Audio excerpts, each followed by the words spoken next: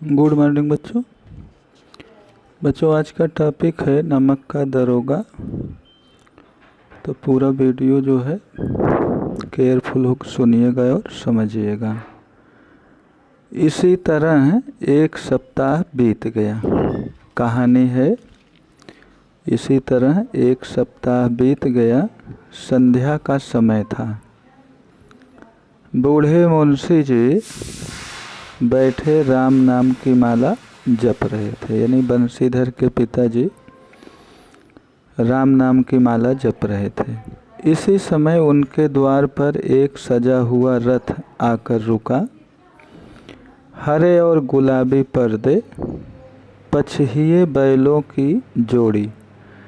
पछिए यानी पश्चिम दिशा में बैलों की जोड़ी यानी अच्छे बैलों की जोड़ी वो रथ में लगे हुए थे।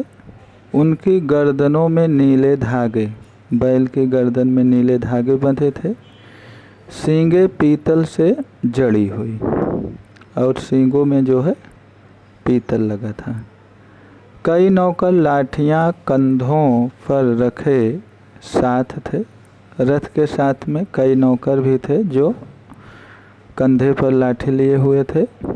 मुंशी जी अगवानी को दौड़े। मुंशी जी ने जब रथ देखा तो अगवानी करने के लिए दौड़े। देखा तो पंडित आलोपी दीन हैं। झुककर दंडवत की और लल्लो चप्पों की बातें करने लगे। यानी पंडित जी की खुशामदी करने लगे। हमारा भाग्य उदय हुआ जो आपके चरण इस द्वार पर आए। आप हमारे पूज्य देवता हैं।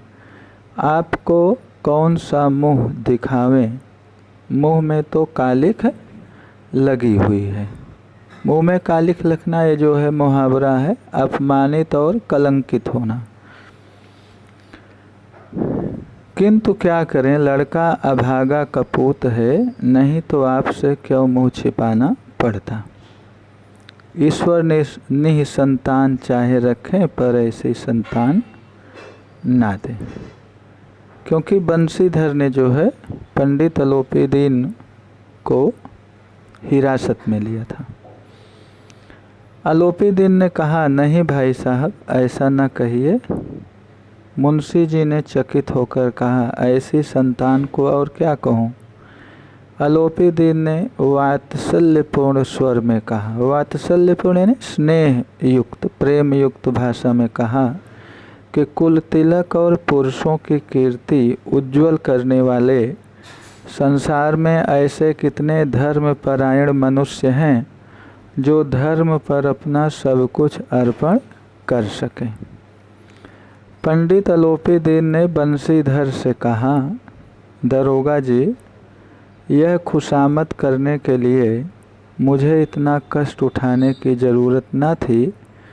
उस रात को आपने अपने अधिकार बल से मुझे अपनी हिरासत में लिया था, किंतु आज मैं स्वेच्छा से आपकी हिरासत में आया हूँ। मैंने हजारों रईस और अमीर देखे, इज्जतदार और धनवान व्यक्ति देखे। हजारों उच्च पदाधिकारियों से काम पड़ा, किंतु मुझे परास्त किया तो आपने। मैंने सबको अपना और अपने धन का गुलाम बनाकर छोड़ दिया। मुझे आज्ञा दीजिए कि आपसे कुछ विनय करूं। आलोपी दीन ने कहा कि मुझे आज्ञा दीजिए कि आपसे मैं कुछ कहूं। बंशीधर ने आलोपी दीन को आते देखा तो उठकर सत्कार किया, किंतु स्वाभिमान सहित।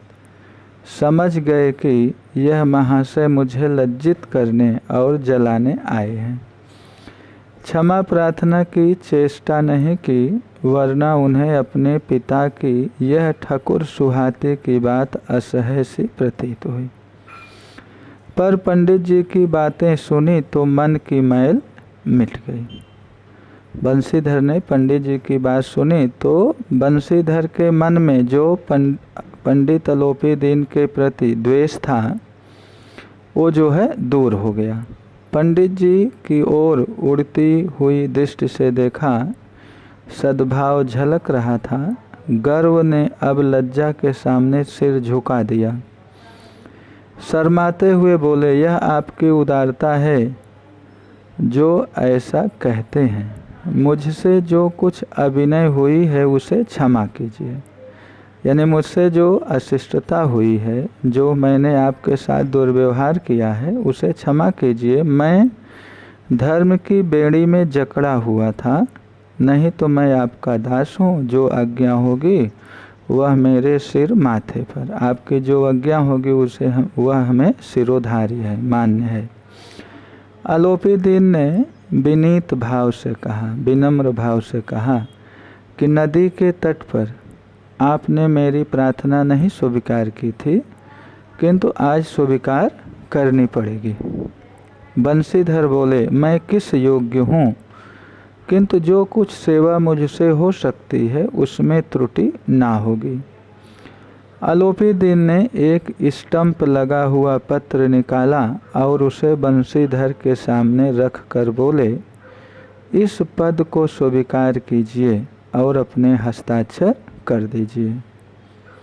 मैं ब्राह्मण हूँ, जब तक यह सवाल पूरा ना कीजिएगा द्वार से ना हटूंगा। मुंशी बंशीधर ने उस कागज को पढ़ा तो कृतज्ञता से आंखों में आंसू भर आए। पंडित आलोपी दीन ने उन्हें अपनी सारी जायदाद का अस्थाई मैनेजर नियुक्त किया था। 6000 वार्षिक वेतन के अतिरिक्त रोजाना खर्च अलग, सवारी के लिए घोड़े, रहने को बंगला, नौकर चाकर मुक्त। कल्पित स्वर से बोले, यानी डरे स्वर से बोले कि पंडित जी, मुझ में इतनी सामर्थ्य नहीं है। बंशीधर जो है सहमे हुए बोले कि पंडित जी, मुझ में इतनी सामर्थ्य नहीं, मुझ में इतनी कैपेसिटी नहीं है कि मैं आपकी इस उदारता की प्रशंसा कर सकूं, किंतु मैं ऐसे उच्च पद के योग्य नहीं हूं, मैं ऐसे उच्च पद के काबिल नहीं हूं। आलोपी दीन हंसकर बोले, मुझे इस समय एक अयोग्य मनुष्य की ही जरूरत है। बंशीधर ने गंभीर भाव से कहा, यो मैं आपका दास हूँ, आप जैसे कीर्तिवान सज्जन पुरुष की सेवा करना मेरे लिए सौभाग्य की बात है, किंतु मुझ में ना विद्या है, ना बुद्धि, ना वह अनुभव जो इन त्रुटियों की पूर्ति कर देता है। ऐसे महान कार्य के लिए एक बड़े मर्मज्ञ अनुभवी मनुष्य की जरूरत है। आलोपी दीन ने कलम दान से कलम निकाली। कलम जहाँ रखी जाती है उसे कलम दान कहते हैं। आलोपी दीन ने कलम दान से कलम निकाली और उसे बंशीधर के हाथ में देकर बोले, ना मुझे विद्वता की चाह है, ना अनुभव की, ना मर्मज्ञता की, ना कार्य कुशलता की। इन गुणों के महत्व का परिचय खूब पा चुका हूँ। अब सौभाग्य और अवसर ने मुझे वह मोती दे दिया है जिसके सामने योग्यता और विद्वता की चमक फीकी पड़ जाती है। यानी मुझे एक ऐसा ईमानदार व्यक्ति मिल गया है जिसके सामने कुछ नहीं है, विद्वता और योग्यता कुछ नहीं है। यह कलम लीजिए, अधिक सोच विचार मत कीजिए, दस्तखत कर दीजिए। परमात्मा से यही प्रार्थना है कि आपको सदैव वही नदी के किनारे वाला बेमुरव्वत, उद्दंड, कठोर परंतु धर्मनिष्ठ दरोगा बनाए रखे। बंशीधर की आंखें डबडबा आईं। हृदय के संकुचित पात्र में इतना एहसान ना समा सका। कई बार फिर पंडित जी की ओर भक्ति और श्रद्धा की दृष्टि से देखा और कांपते हुए हाथ से मैनेजरी के कागज पर हस्ताक्षर कर दिए। तो बच्चों, ये तो कहानी रही। अब स्वाध्याय में कुल 6 प्रश्न हैं, तो पहले और दूसरे प्रश्न का उत्तर बता देते हैं। ना बताएंगे तो भी पूरी कहानी बताई जा चुकी है, आप स्वयं कर सकते हो। तो पहला प्रश्न है, निम्नलिखित प्रश्नों के उत्तर दिए गए विकल्पों में से चुनकर लिखिए। नमक विभाग के दरोगा पद पर किसकी नियुक्ति हुई थी? नमक विभाग के दरोगा पद पर बंशीधर की नियुक्ति हुई थी। नमक की गाड़ियाँ किसकी थी? नमक की गाड़ियाँ पंडित अलोपीदीन की थी।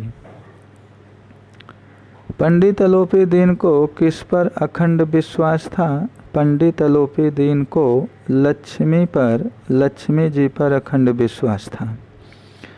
बंशीधर को पंडित अलोपीदीन ने कौन से पद पर नियुक्त किया? बंशीधर को पंडित अलोपीदीन ने अस्थाई मैनेजर के पद पर नियुक्त किया। क्वेश्चन नंबर 2, निम्नलिखित प्रश्नों के उत्तर एक एक वाक्य में लिखिए। बंशीधर किस विभाग के दरोगा थे?